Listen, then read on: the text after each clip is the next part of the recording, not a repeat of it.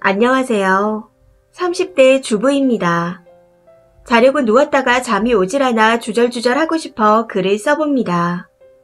저는 임신 후 다니던 직장을 퇴사했고 출산 후 아이가 3살 무렵까지 전업을 하다 맞벌이를 시작했습니다.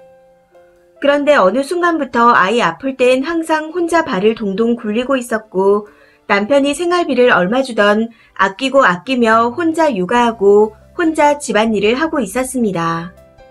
전업일 땐 그나마 전업이니까 하고 위안 삼았던 게 사라지니 참아지지 않아 매일 싸움의 연속이었습니다. 그러니 남편은 더더욱 집에 오기 싫었을 테고 더 밖으로 나돌기 시작하더군요. 밖에서 나돌며 돈을 쓰고 들어오니 안 그래도 적은 생활비는 더 적어줬고 결국 참지 못하고 이혼 이야기가 나왔습니다. 양육비만 좀 더 받고 혼자 아이 키우며 살아도 이것보단 행복하겠다 하는 생각이 들었거든요. 아이에게도 매일 취하거나 싸운 모습만 보여주는 그런 아빠는 필요 없을 것 같다는 생각도 들었습니다. 이혼 이야기가 나온 후에도 많이 싸우긴 했지만 어떻게 합의가 되었고 제가 집을 나가기로 했습니다. 아이는 서로 양육비 주지 말고 한 달씩 맞는 걸로 합의를 했고요. 일단 집을 구해야 하니 어쩔 수 없이 남편이 애를 봐야 했습니다. 생각보다 마음에 맞는 매물이 없어 여기저기 집을 보러 다닌 지 5일째 되던 날 비가 많이 와서 집 보러 못 가겠더라고요. 일 마치고 집을 보려니 더 잘 안 구해지기도 했고 당장 이혼이라는 마음과는 다르게 일 진행이 더디게 되었습니다. 그렇게 그날 퇴근 후 집으로 갔는데 제가 집에 있어도 남편이 한 달은 자기가 애를 보겠다고 하는 겁니다. 연습은 해야 하지 않겠냐면서요. 한 달 안에 구하라고 하고선 아이를 데리고 놀더군요. 간만에 제 시간을 좀 가졌습니다. 당시 장마기간이라 3, 4일 정도 비가 내렸는데 집에서 보낸 지 3일차 되던 날 주말이라 아이와 남편은 놀러가고 쉬는 것도 오래 못할 짓이라 오랜만에 집 청소를 했습니다. 간만에 깨끗해진 집이었죠. 시간이 많으니까 밥도 좀 하고요. 잠깐이었지만 그 며칠 아빠 노릇 좀 했다고 고맙더라고요. 그동안 빨래도 각자 하고 식사도 각자 챙겨 먹었는데 그날은 간만에 밥 넉넉히 하고 반찬도 2가지 더 만들어 셋이서 같이 저녁을 먹었습니다. 아마 아이가 의사소통이 되고 나선 집안 행사가 아니고서야 처음이었던 것 같아요. 아이가 너무 좋아하더라고요. 남편이 아이 본 지 고작 일주일 차였는데 아이가 아빠랑 자고 싶다고 했습니다. 저도 남편도 많이 놀랐고 그런 아이를 보며 남편은 뭔가 감동스러운 듯 보였습니다. 다음날 평소처럼 아이는 제가 챙겨 등원시키고 각자 출근을 했습니다. 그리고 퇴근하고선 아이 맡기고 집 보러 나가려고 남편을 기다렸어요. 아이 태어나고 나선 지긋지긋하게 싸웠는데 그래도 부부라고 일주일 만에 마음이 좀 녹았는지 룸메도 이 정도는 챙기지 싶어 아이 밥 챙기는 김에 남편 밥까지 해놓고 아이 밥을 먹이고 있었습니다. 그런데 남편이 오는 소리에 좋아하는 생선도 핑계치고 뛰어나가서는 아빠 목에 매달리는데 순간 그 기분은 말로 표현할 수가 없었습니다. 나도 아이도 아빠의 역할을 기다리고 있었구나 하는 생각이 들어 왠지 좀 울컥했습니다. 남편에게 밥 해놨으니 먹으라고 하고선 나가려는데 남편이 붙잡더니 오늘은 아이 밥 다 먹이고 나가라고 하더군요. 앉아서 아이 밥을 먹이고 있으니 그동안 본인이 좀 소홀했다.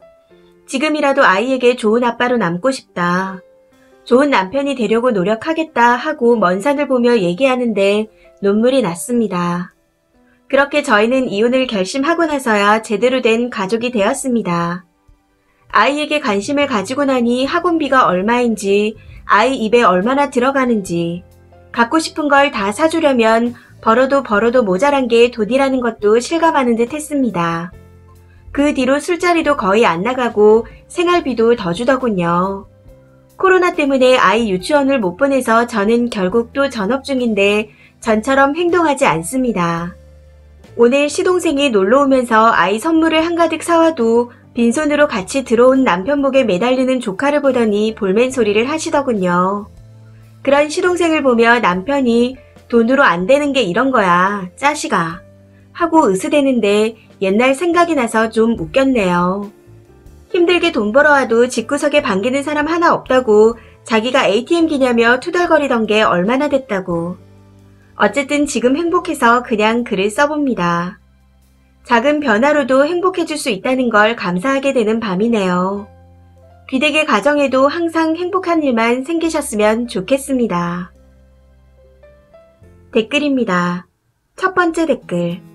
이래서 부부싸움은 칼로 물베기라는 말이 있잖아요. 저도 수십 번 이혼말 왔다 갔다 하다가 정 다 떨어져서 애만 보고 살고 그랬는데 지금은 남편도 철들고 가정이 우선이라는 걸 깨달았는지 저한테도 별소리 없이 잘해줍니다. 참고 버티다 보면 좋은 날 오는 거죠. 두 번째 댓글. 글을 읽으면서 한 글자 한 글자 눈에 안 읽히는 글자가 없이 가슴에 콱 박히네요. 대화가 잘 되는 사람을 만나는 게 제일 중요한 것 같아요. 이게 되게 형식적인 말 같지만 진짜 중요한 거거든요.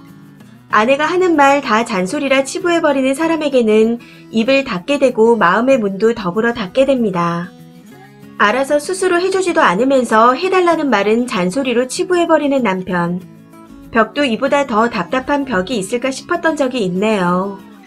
지금은 아이가 크고 조금 무뎌졌지만 그로 인해 남편에게 쌓인 것도 많은 제 감정이 님의 글을 읽다가 폭발한 것 같아요. 눈물이 멈추질 않습니다. 우리가 많은 것을 바라고 있었던 게 아닌데 그래도 절망의 끝에서 한 줄기의 희망을 찾으신 것 같아 다행이네요. 응원합니다. 세 번째 댓글. 결혼 전엔 안 맞으면 이혼하는 거지 하고 생각했는데 막상 결혼 생활 하다 보니 이혼이란 게 쉽지 않더라고요. 저도 참고 참다가 결국 이야기를 했는데 용서를 구하는 남편을 품고 가기로 했습니다. 아직도 용서가 안 되긴 하지만 그래도 당분간은 지켜보려고 합니다. 지금 행복하시다니 저도 그런 날이 오겠죠. 네 번째 댓글. 분위기 좋은데 초쳐서 미안합니다만 진짜 이혼 당할 것 같으니 그때서야 태세 전환하는 남자를 너무 빨리 신뢰하진 마세요. 이혼하고 나면 자기가 감당해야 할 일들이 어떤 건지 그리고 쓰니 혼자 뒤집어 쓰고 있던 육아와 가사의 무게를 자기가 해보고 나서야 실감하게 된 이유도 있습니다. 계속 잘 지내시되 부부 관계야말로 경제 논리와 힘의 역학관계가 적나라하게 적용된다는 걸 머리 한쪽에선 항상 기억하시면 좋겠습니다. 글쓰무처럼 항상 퍼주고 져주고 상대가 조금의 호의를 보이면 금세 풀어지는 분들은 그렇게 하는 게 오히려 상대방과 오래 잘 지낼 수 있는 방법입니다. 다섯 번째 댓글. 이래서 육아는 부부가 해야 하는 겁니다. 한쪽만 하면 남은 한쪽은 이해를 못해요. 양육 방식도 들어가는 비용도 미래를 대비해야 하는 절약도. 무튼 남편이 개선되어서 다행입니다.